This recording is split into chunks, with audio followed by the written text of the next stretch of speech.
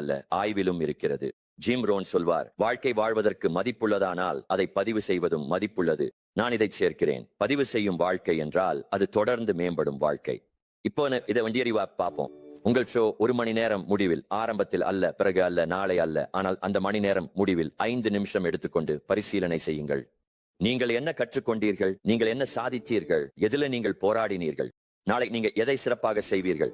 இது சிக்கலானது அல்ல, இது வெறும் நேர்மையானது. ஆனால் பெரும்பாலானவர்கள் இதை செய்ய மாட்டார்கள். ஏனெனில் இது அவர்களது சொந்த பழக்கங்களை எதிர்கொள்ள வைக்கிறது. அவர்கள் முன்னேறுகிறார்களா அல்லது ஒரே இடத்தில் சுழல்கிறார்களா என்பதை இது வெளிப்படுத்துகிறது. ஆனால் இதோ அதன் சக்தி. பரிசீலனை தெளிவை உருவாக்குகிறது. தெளிவு மேம்பாட்டை உருவாக்குகிறது. மேம்பாடு முடிவுகளை உருவாக்குகிறது.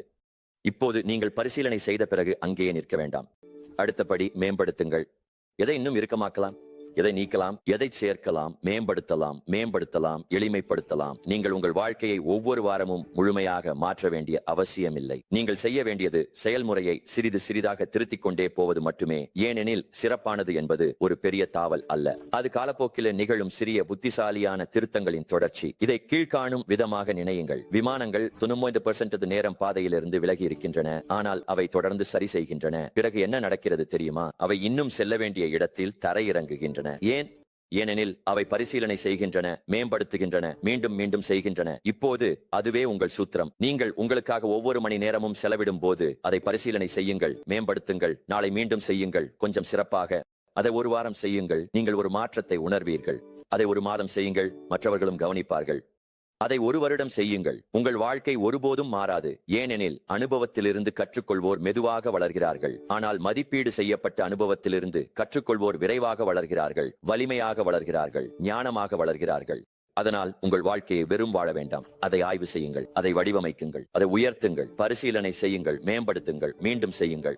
அதுவே சாதாரணத்திலிருந்து சிறப்புக்கு செல்லும் வழி. ஒரு நாள் 1 மணி நேரம் உடல் நலனுக்காக செலவிடுவது மருத்துவரை தூரத்தில் வைக்கிறது. பலர் மறந்துவிடும் ஒரு விஷயத்தை நான் உங்களிடம் சொல்ல விரும்புகிறேன். உங்களுடைய சுடேஷன் வெறும் ஒரு வாகனம் ஷோ அல்ல, அது உங்களுடைய வாழ்க்கையின் இயந்திரம். அந்த இயந்திரம் பழுதாகிவிட்டால் உங்கள் கனவுகள் எவ்வளவு பெரியதாக இருந்தாலும் அது முக்கியமல்ல. உங்க இலக்குகள் எவ்வளவு தெளிவாக இருந்தாலும் அது முக்கியமல்ல. உங்கள் கணக்கில் எவ்வளவு பணம் இருந்தாலும் கூட உடல் நலம் சீர்கேடாகும் போது எல்லாமே மந்தமாகிவிடும். பாருங்கள், உடலும் மனதும் ஒன்றோடொன்று இணைந்தவை. சோர்வாக இருந்தால் நேராக சிந்திக்க முடியாது, பலவீனமாக இருந்தால் வழி நடத்த முடியாது, முழு சோர்வில் கட்டியெழுப்ப முடியாது.